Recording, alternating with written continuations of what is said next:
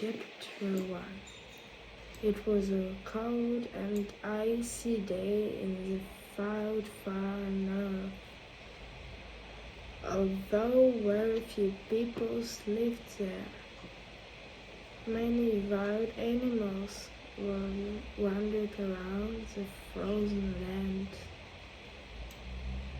They hunted for food and were always very hungry.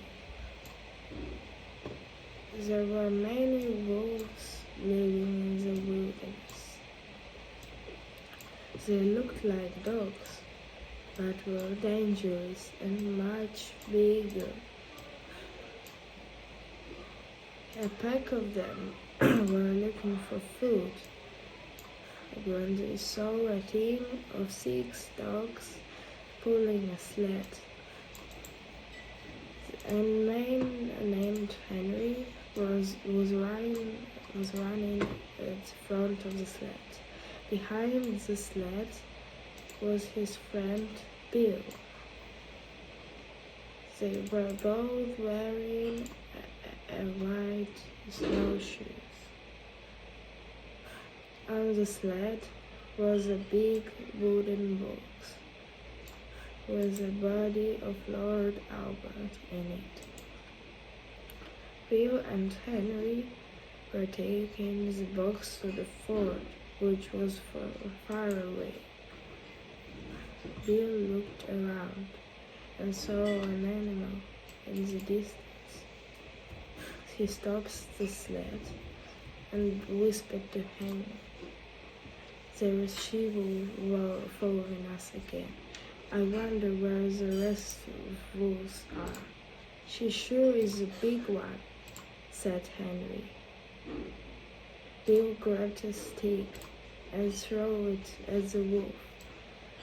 Get away from here," he shouted. The she-wolf didn't move. "She is not afraid of you," laughed Henry. They could hear the sound of the wolves as they were coming closer. Bill picked up his gun and fired a shot. It was soon quiet.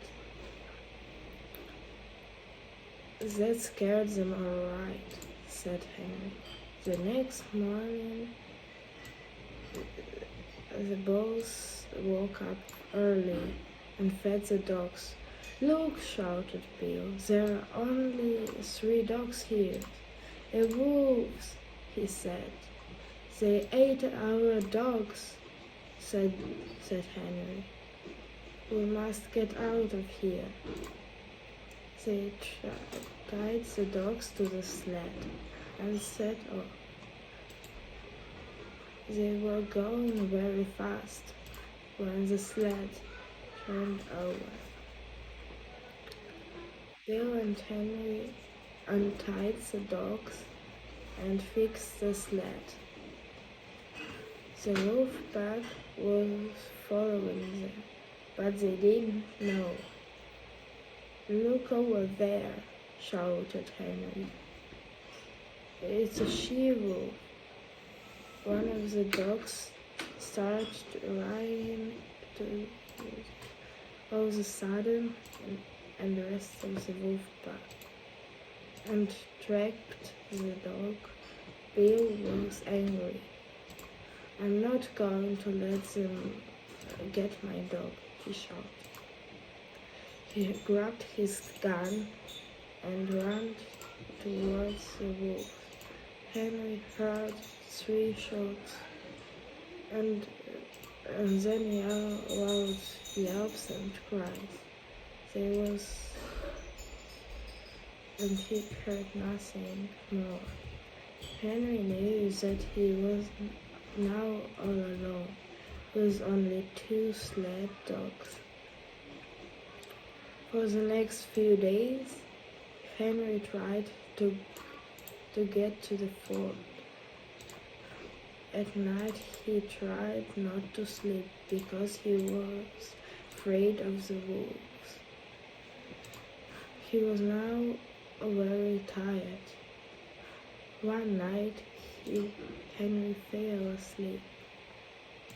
He woke up to the sound of wolves barking. They were coming very close.